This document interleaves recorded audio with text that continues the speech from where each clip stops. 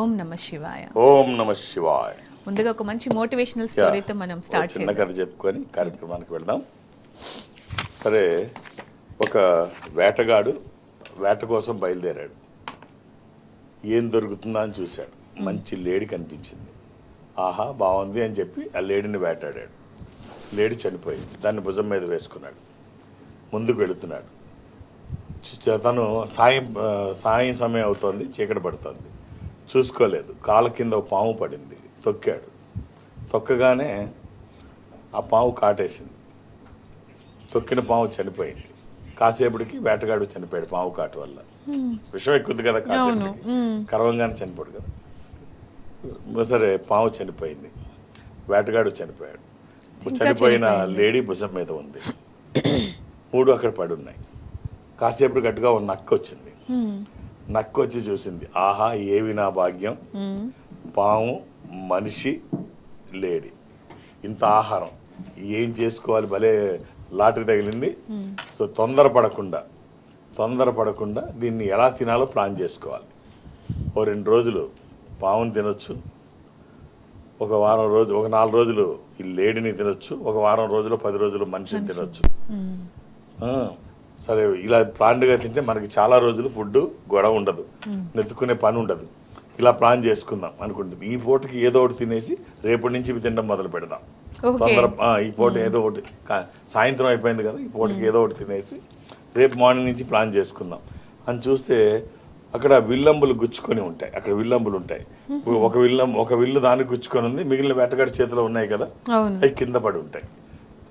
అంబులు, అదే బాణాలు. ఈ బాణాలు జంతు నరంతో చేసినవి. ఆహా, ఈ పూటకి టిఫిన్ లాగా ఇది సరిపోద్ది. రేపు నుంచి ఇవాళకి ఏదో ఒకటి తినాలనుకున్నాం కదా, తిందాం, రేపు నుంచి ప్లాన్ చేసుకుందాం అని దీన్ని బాణాలని తిందాం అని చెప్పి అటువైపు వాటిని గట్టిగా కొరుకుతుంది. అవి బాగా గుంజుకొని లాగి ఉంటాయి కదా, ఆ ఫోర్స్కి అది వచ్చి దీన్ని గుచ్చుకుంది, నక్క గుచ్చుకుంది. ఆ బాణం తగిలి నక్క చచ్చింది. ఈ కథ మనకేం తెలియజేస్తుందంటే, పిసినారితనం మానేయాలి, ఎప్పుడుదప్పుడు తినడానికి ప్రయత్నం చేయాలి.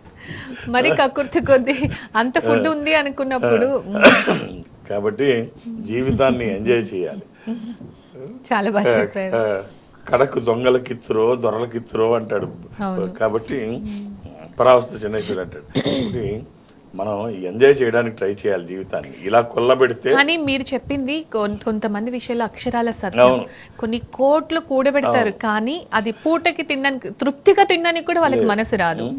చక్కగా ముందు కనిపిస్తుంటే వదిలేసి, సో ఇలా చాలా మంది ఉంటారు. ఇది కరెక్ట్ కాదు. లైఫ్ ని ఎంజాయ్ చేయండి. అలాగే అంటే ఒక్కొక్కసారి మీరు దీంట్లో ఈ ఫ్లోలో మనం వెళ్ళిపోదాం. ఒక్కొక్కసారి మంచి చేద్దాం అనుకున్నా కూడా చెడు ఎదురవుతుంది అంటుంటారు. అలాంటివి చాలా మంది ఫేస్ చేస్తూ ఉంటారు. ఎందుకు ఇలా అవుతుంది అంటారు? ఒక్కోసారి అంతే. ఇప్పుడు ఎవరు దీనికి అతీతులు కాదు. ఒకరోజు కార్తవీర్యార్జునుడు, అంటే 1000 చేతులు కలిగినవి, చిన్న కథ చెప్తున్నా. నేను దీనికి కూడా కనెక్ట్, కథలు ఎందుకు చెప్తానంటే ఈజీగా రీచ్ అవుతుంది, గుర్తుండిపోతుంది. భారతంలో కథలు, నా రామాయణంలో ఎందుకు చెప్తామంటే రీచ్ అవ్వడం కోసం, గుర్తుంటుంది. కార్తవీర్యార్జునుడు 1000 చేతులు కలిగినటువంటి వాడు, రావణుని కూడా ఓడించినటువంటి వాడు, అంత గొప్పవాడు, చాలా బలశాలి. ఈ కార్తవీర్యార్జునుడు తన సైన్యంతో పాటు వెళుతున్నాడు. తిరుగులేని బలశాలి తను. వెళుతూ ఉంటే మొత్తం సైన్యం తను వెళుతూ ఉంటే ఒక దగ్గర అలసటతో ఇక్కడ ఎక్కడైనా ఆగుదామని చూస్తాడు. జమదగ్ని మహర్షి ఆశ్రమం కనిపిస్తుంది. జమదగ్ని మహర్షి అంటే పరశురాముడి తండ్రి. అక్కడ చూసి జమదగ్ని కూడా వీళ్ళందరినీ పిలిచి, ఇక్కడ ఆగినట్టున్నారు, రండి, ఆతిథ్యం నేను ఇస్తాను, మా ఇక్కడ బస చేయండి, మీకు ఫుడ్ అన్ని ఏర్పాట్లు చేస్తాను అంటే నవ్వుకుంటాడు కార్తవీర్యార్జునుడు. 1000 మంది ఉన్నావు, నాకు 1000 చేతులు నేనున్నాను, ఇంత సైన్యం ఉంది, ఏం పెడతాడు ఈ ముసలాయన, ఏం చేస్తాడు, ఇక్కడ చిన్న పాక గుడిసి ఉంది, ఏం పెడతాడు మా అందరికి అని చెప్పేసి అనుకొని, సరే తపన పడుతున్నావుగా చెయ్యి. సరే, తన 4 కొడుకులు ఉన్నారు. పరశురాముడు అయితే బయటికి వెళ్ళాడు. మిగిలిన 4 కొడుకులు రేణుకాదేవి అండ్ ఈయన జమదగ్ని, భార్య రేణుకాదేవి, జమదగ్ని, వీళ్ళందరూ కూడా వీళ్ళందరికీ ఏర్పాట్లు చేస్తూ మొత్తం ఎవరికి ఏది కావాలో అది వడ్డిస్తున్నారు, వేడివేడిగా వేడివేడిగా వేడివేడిగా, ఫ్రెష్గా. ఆశ్చర్యపోతాడు కార్తవీర్యార్జునుడు. ఇంతమందికి అసలు ఈ చిన్న పాకలోంచి ఏముంది అసలు మీ దగ్గర పెట్టడానికి, ఎలా పెట్టారు ఇవన్నీ, తృప్తిగా ఇంతమందికి ఎలా పెట్టారు, అసలు ఏంటి సంగతి అంటే ఇప్పుడు జమదగ్ని చెప్తాడు, ఏముంది మహారాజా, నా దగ్గర కామధేను ఉంది కదా, అది ఎంతమందికి ఏం కావాలన్నా ఇస్తుంది, ఫ్రెష్గా అప్పటికప్పుడు అరేంజ్ చేస్తుంది అంటే చూస్తాడు. దూడ ఆవు రెండు ఉంటాయి. చెప్పా చేయకుండా చెప్తాడు, ముందు ఆవుని తీసుకొని పదండి రా అని. చెప్పక్కర్లేదు జమదగ్నికి, అతన్ని పర్మిషన్ అవసరం లేదు, రాజు కదా, ఆయన ఇష్టం. ఈయన ఎవడు ఆపడానికి, కావాలనుకుంటే ఆపేవాడు ఎవడుంటాడు, రాజు కావాలనుకుంటే. సరే తీసుకొని పదమంటాడు, తీసుకొని వెళ్ళిపోతారు, తండ్రిని కొడతారు, అది కొట్టి తీసుకెళ్లిపోతారు. ఆ తర్వాత ఈ దూడ ఏడుస్తుంటుంది, జమదగ్ని వస్తుంది, పరశురాముడు వస్తాడు, వచ్చి ఏంటి నాన్న ఏం జరిగిందని అడుగుతాడు. పక్క దూడ ఏడుస్తుంటే తండ్రికి దెబ్బలు తగులుంటాయి, ఏం జరిగింది అంటే, ఏముంది మీ అన్నదమ్ములు కొట్టి నన్ను కొట్టి ఆ దూడని వదిలిపెట్టి ఈ మన కామధేనుని పట్టుకుపోయాడు, ఇలాగ పలానా వాడు, ఇలా మంచి ఏదో చేద్దాం అనుకుంటే ఇలా అయింది.